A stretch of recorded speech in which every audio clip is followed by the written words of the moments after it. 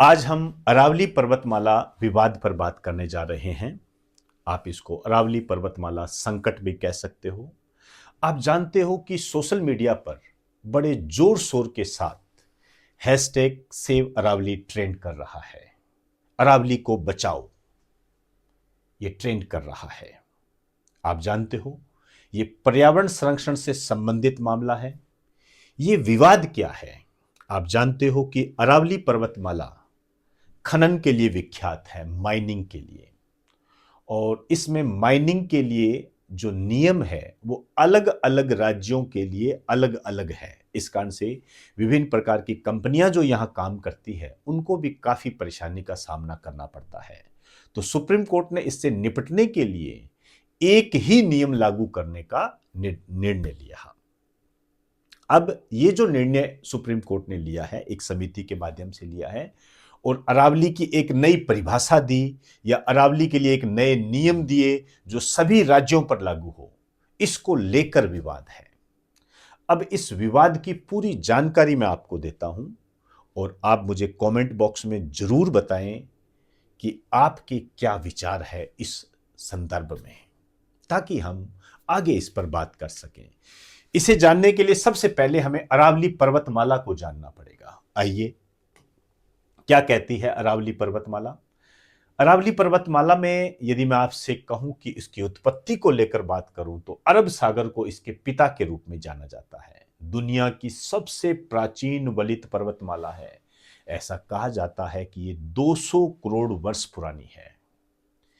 यदि मैं इसके एरिया की बात करूं तो 1.47 लाख वर्ग किलोमीटर है। अपने आप में आप मोटे तौर पर 1.5 लाख वर्ग किलोमीटर कह सकते हो। तो ये एक बड़ा एरिया है। और कितने राज्यों और कितने केंद्र शासित प्रदेशों में है? तो ये 3 राज्यों में है, गुजरात, राजस्थान, हरियाणा, और एक केंद्र शासित प्रदेश में है, दिल्ली। यहां पर यह विस्तृत है। अब यदि मैं इसकी लंबाई के बारे में बात करूं तो 692 किलोमीटर इसकी लंबाई है और राजस्थान में इसकी लंबाई जो है 550 किलोमीटर है। तो आप जान गए होंगे कि राजस्थान में ये ज्यादा है। इसी कारण से आप देख रहे हो कि राजस्थान में विवाद करने वालों की संख्या भी ज्यादा है। अब ये विवाद क्यों है? अभी मैंने कहा कि माइनिंग के लिए नए नियम है, तो हमें पता होना चाहिए कि यहां कौन कौन से खनिज है।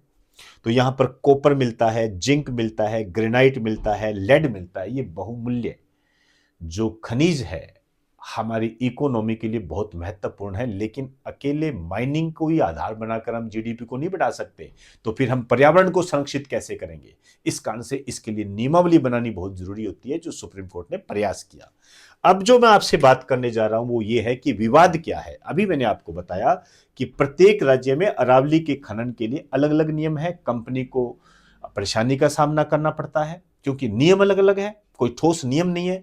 सुप्रीम कोर्ट क्या कहता है? सुप्रीम कोर्ट ये कहता है कि सभी के लिए नियम समान हो। सही कह रहा है, गलत नहीं कह रहा है। जब अरावली पर्वतमाला एक है तो नियम भी एक होने चाहिए। नहीं तो यदि हम नियम एक नहीं रखेंगे तो सभी सरकारें अपने हिसाब से नियम बना लेगी और नियम बनाने के बाद में वो अपने तरीके से माइनिंग करती रहेगी, जिससे पर्यावरण संरक्षण को नुकसान होगा। पर्यावरण के लिए खतरा है ये। तो सुप्रीम कोर्ट ने इसके लिए क्या किया? एक समिति गठित की। इस समिति में कई लोग शामिल थे, जिसमें सुप्रीम कोर्ट का प्रतिनिधि भी शामिल था, फॉरेस्ट सर्वे ऑफ इंडिया भी था, इसके अलावा केंद्रीय पर्यावरण मंत्रालय भी इसके अंदर शामिल था, और जो राज्य केंद्र शासित प्रदेश इसके अंदर जो आते हैं उनमें जो वन विभाग है उनके अधिकारी भी इसके अंदर शामिल थे। और इस समिति ने अपनी एक रिपोर्ट दी। उस रिपोर्ट में क्या बात कहा? उस रिपोर्ट में 2 बातें हैं, ये आपको ध्यान रखनी है, अच्छे तरीके से क्लियर होनी चाहिए ये बात। ये आपके एग्जाम में आने की पूरी ताकत रखती है। क्या है? 100 मीटर से ऊंची पहाड़ियां ही अरावली का हिस्सा है। मतलब 100 मीटर की जो ऊंचाई वाली पहाड़ी है वो ही अरावली है। इससे नीचे की जो पहाड़ी है वो अरावली नहीं है। इसके कहने का मतलब ये है। दूसरा क्या है? 100 मीटर ऊंचाई वाले 2 पहाड़ों के बीच 500 मीटर का जो क्षेत्र है वो अरावली का क्षेत्र माना जाएगा। 2 पहाड़ है, 100 मीटर के हैं, इसके बीच का जो 500 मीटर का क्षेत्र है, 500 मीटर का जो क्राइटेरिया है, ये अरावली का क्षेत्र माना जाएगा, चाहे वो किसी भी रूप में हो, चाहे घाटी के रूप में हो, चाहे मैदान के रूप में हो, किसी भी रूप में हो, वो अरावली का भाग माना जाएगा। अब यहां आपको मैं एक मजेदार बात बताता हूं, ध्यान रखना इस बात का, क्योंकि विवाद करने से पहले थोड़ा सा जानकारी प्राप्त कर लेनी आवश्यक होती है। ये जो नियम है, जो सुप्रीम कोर्ट के ये नियम है, ये राजस्थान में वर्ष 2006 से लागू है। वर्ष 2006 से लागू है। आप बताइए, मतलब राजस्थान इन नियमों का पालन पहले से ही कर रहा है। अब सुप्रीम कोर्ट ये क्या कहता है कि राजस्थान में जो ये नियम लागू है वो सभी राज्यों पर लागू हो जो अरावली के तहत आते हैं। समझ में आई मेरी बात सारी? ये है। अब राजस्थान क्यों विवाद कर रहा है इसके बारे में भी आपको पता होना चाहिए। देखिए किस तरीके से, पहले हम सरकार का तर्क देख लेते हैं। सरकार क्या कह रही है? सरकार कह रही है कि अरावली का 90% क्षेत्र संरक्षित हो जाएगा। बिल्कुल सही बात है, ये 90% संरक्षित हो जाएगा। तो सुप्रीम कोर्ट कह भी तो यही रहा है कि हमें अरावली का संरक्षण करना है, पर्यावरण संरक्षण को बढ़ावा देना है।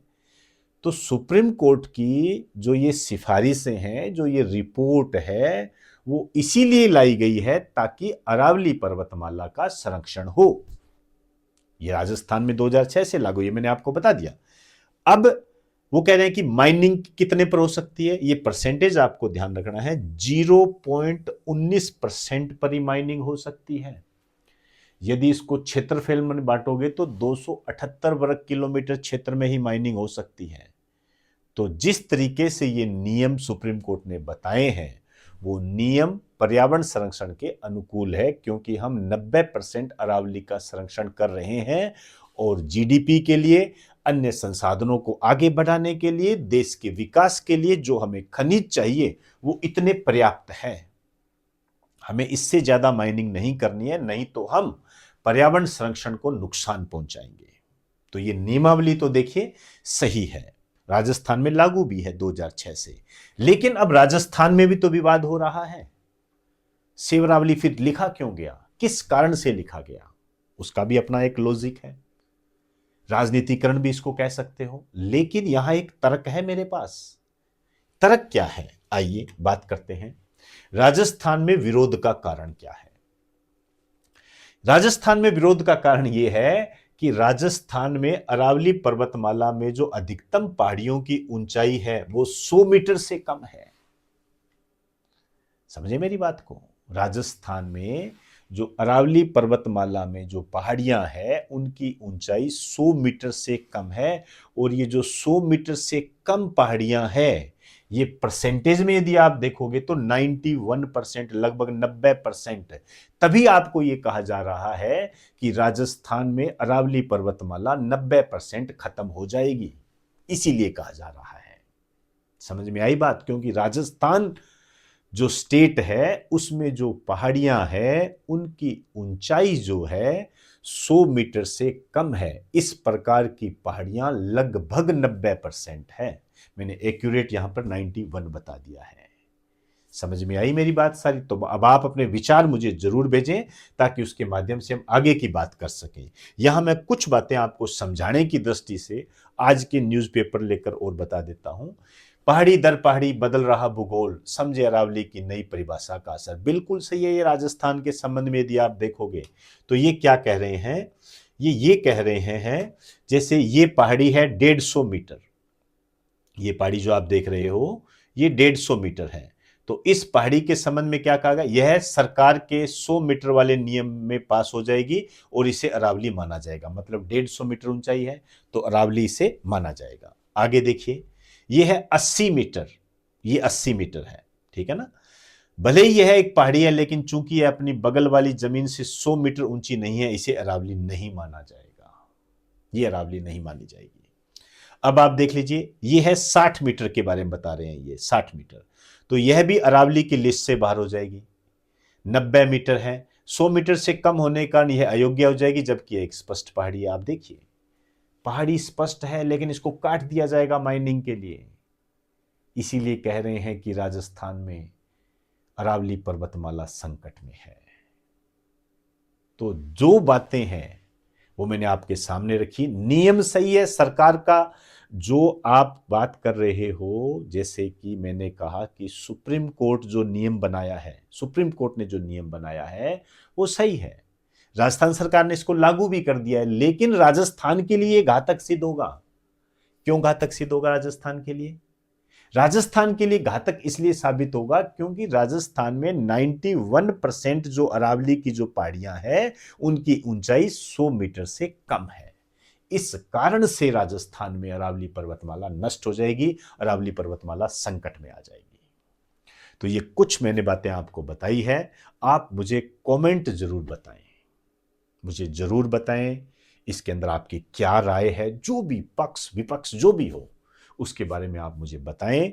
मैं आपके विचारों का, आपके कमेंट का सम्मान करूंगा, बशर्ते वो भावना पर आधारित ना होकर तर्क पर होने चाहिए। तो इंतजार में आप सभी को नमस्कार, बेस्ट ऑफ लक।